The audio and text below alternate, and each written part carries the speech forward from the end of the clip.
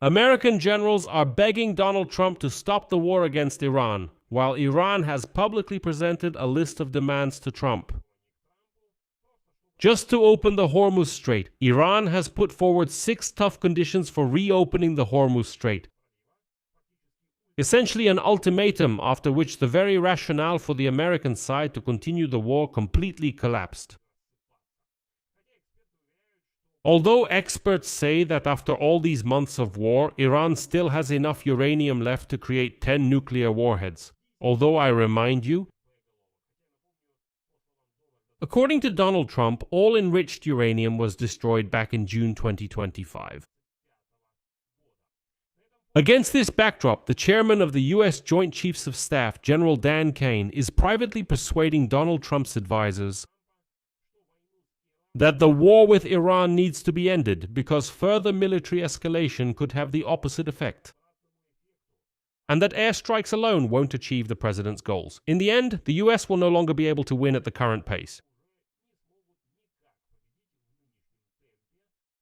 And Iran, understanding this, will only keep escalating its ultimatums to the US, as it is already doing quite boldly today. In this episode, we'll analyze Tehran's ultimatum itself and how the top military officials of the United States are responding to it.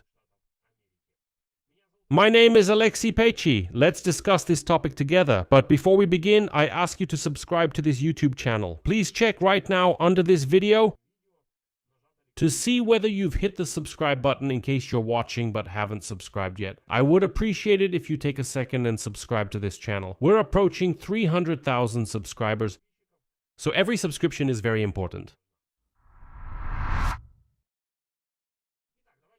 So, let's start with Tehran's ultimatum because it sets the tone for everything that's happening. Trump pushed things so far that Iran publicly declared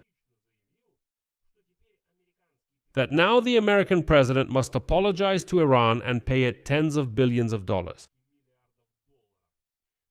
Remember how a week ago, just this past Saturday, Trump said that soon, just a little more, and the Hormuz Strait would be completely open? And the deal? He said it would be signed tomorrow. Remember how Trump declared that he was preparing the most powerful strike against Iran in history, one that the world hadn't seen since World War II? But after that, he changed his mind about launching such a strike because the Iranians begged him to sit down at the negotiating table and finally make a deal to open the Hormuz Strait. It all sounded beautiful.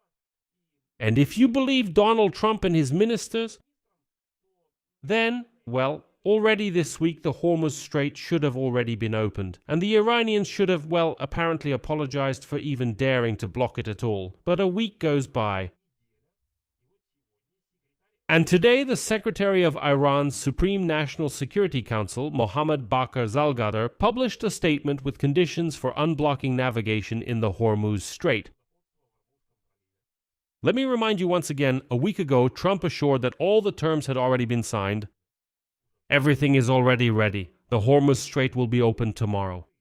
And for some reason, supporters of Donald Trump believed this and said that everyone who spoke against it, well, they were wrong. Now a week has passed. And next, I'm giving you the wording from Zalgadar's statement.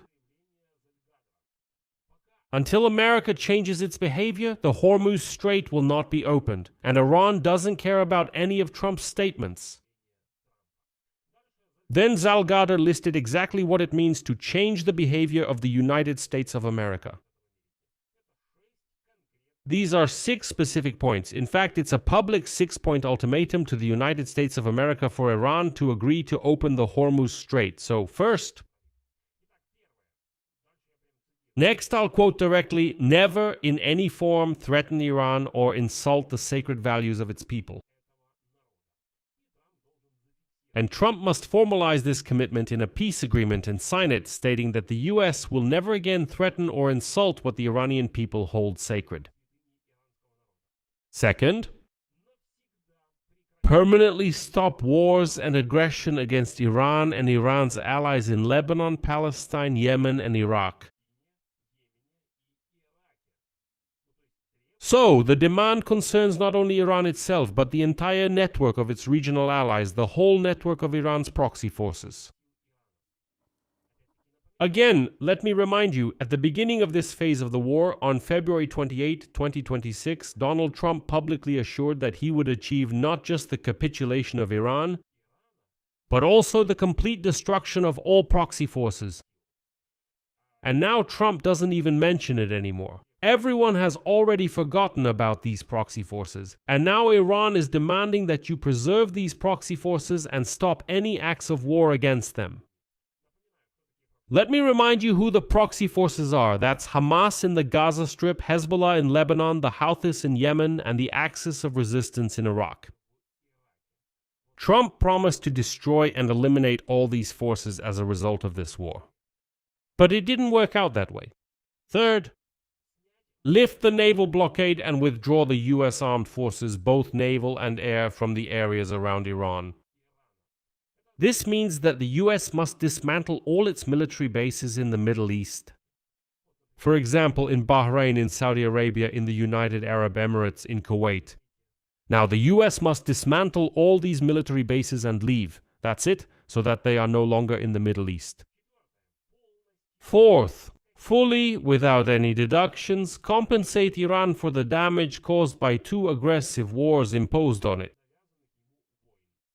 This refers to the current war and the 12-day war that took place in 2025. That is Iran. Just think about it. Iran, which was actually defeated, which no longer has armed forces, which, according to Donald Trump, has already surrendered about 30 times, which lost a long time ago, which has nothing at all. This very Iran is demanding real reparations and indemnities from the United States of America. Let me remind you that only those who have won a war can demand indemnities. That is, reparations are compensation, while indemnities are payments the victor demands from the defeated. Fifth, cancel all unfair and illegal sanctions against the people of Iran. Sixth, unconditionally release the frozen assets and return the stolen assets of the Iranian people. And here's Al-Qadr emphasized that these are not arbitrary demands, but rather a formulation of what, according to him, the Iranian people were shouting in the squares and streets for 160 straight days.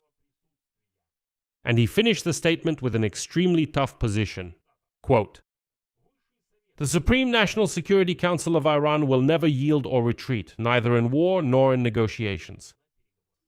And now, pay attention to the scale of these demands. This is not a technical agreement about shipping in the Strait of Hormuz. No, this is a set of conditions, which includes the complete withdrawal of American military forces from the region, financial compensation for the very fact of the war, lifting of sanctions, unfreezing of all assets, preservation of all proxy forces in the region, mind you, without any reciprocal concessions from Iran. Iran simply says, okay, after that I will open the Hormuz Strait, but I will charge a fee for ships passing through. Accepting such an ultimatum for the US would actually mean admitting military and political defeat. But Trump also can't offer anything new to unblock the Hormuz Strait. And it is precisely against the backdrop of Iran's ultimatums that the second part of today's topic emerges. The position of the US military leadership, which is much closer to the capitulation of the US rather than Iran. According to CNN, citing 3 sources in the past few weeks, the chairman of the Joint Chiefs of Staff, General Dan Kane, has privately made it clear to other senior advisors to Donald Trump that the United States of America needs to find a way out of the war with Iran, because the military escalation options currently on the table could have the opposite effect, and air power alone is unlikely to achieve the goals stated by President Donald Trump. Moreover, Dan Kane is not alone in this position. He discussed these concerns and ways to end the conflict with other key cabinet members, including CIA Director John Ratcliffe, U.S. Secretary of State Marco Rubio, and Vice President J.D. Vance. According to sources, the highest-ranking American military official recently coordinated his position with these like-minded individuals among Trump's advisors to ensure interagency coordination and present a unified message to the US president before the meetings. That military escalation has clear limits and pitfalls, including options that do not involve deploying ground troops, as if to say that's all. Everything that could be achieved with airstrikes has been achieved. Beyond that, there's a ceiling that the American military has already run up against. And what do we have? Almost 6 months after the conflict began, which, let me remind you, began with weeks of statements claiming that Iran's military potential had been completely destroyed, that Iran had no missiles, no ships left, absolutely nothing. And which is still defined by Donald Trump's promise not to allow Tehran to obtain nuclear weapons.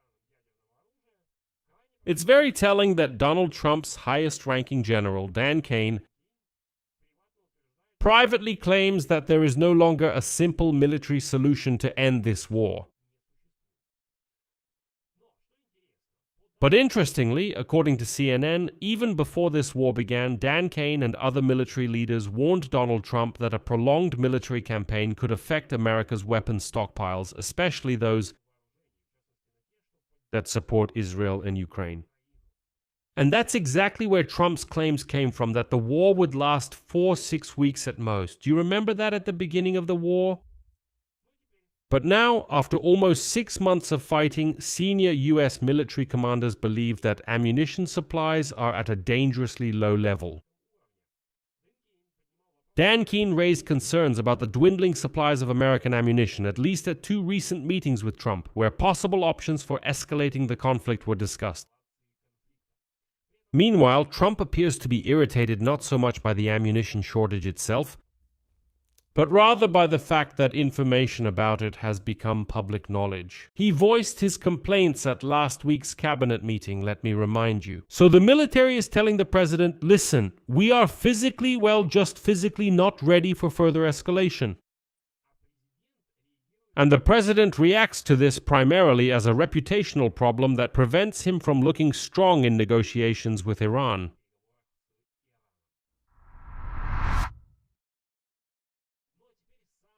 And now the most alarming point, which explains why the US military actually has grounds to say that the campaign has not achieved its stated goal.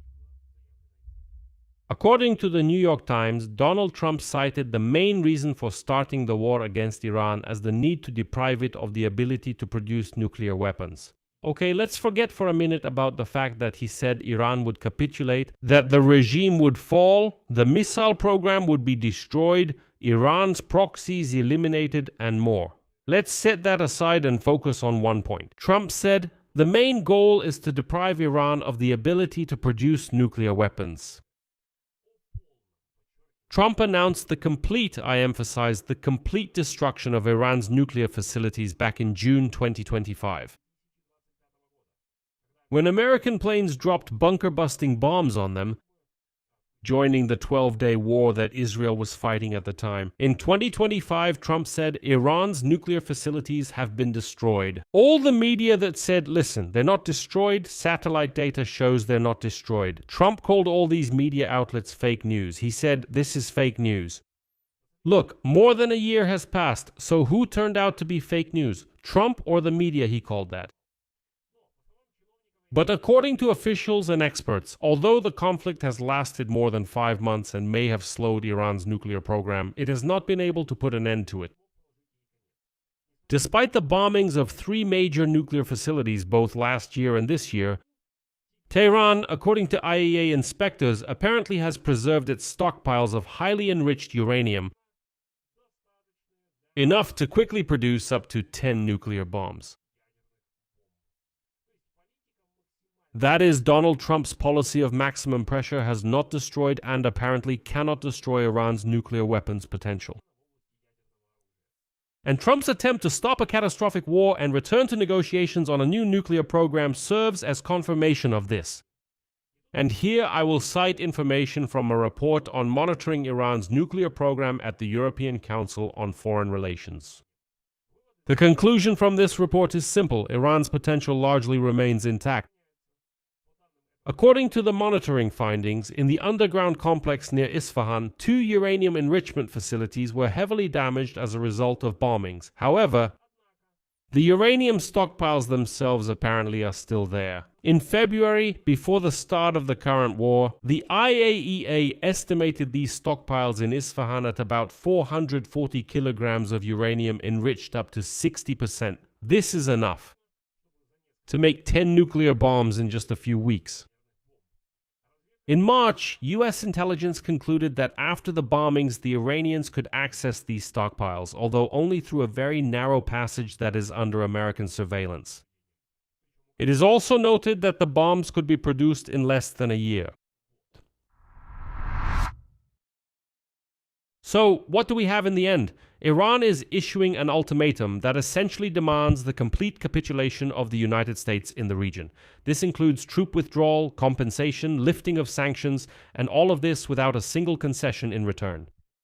At the same time, the top military leadership of the United States, including the most influential general in the country himself, is privately convincing Trump that it is pointless to continue increasing military pressure.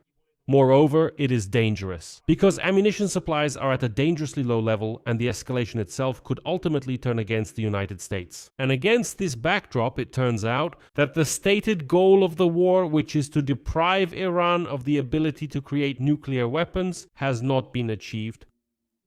Tehran still has enough uranium for 10 bombs. It turns into a vicious circle from which the Trump administration no longer has a good way out. To accept the terms of the Iranian ultimatum would mean publicly admitting defeat in a war that was supposed to demonstrate America's strength. To continue military escalation, well, according to their own generals, it's risky and unlikely to yield results given the current depletion of supplies.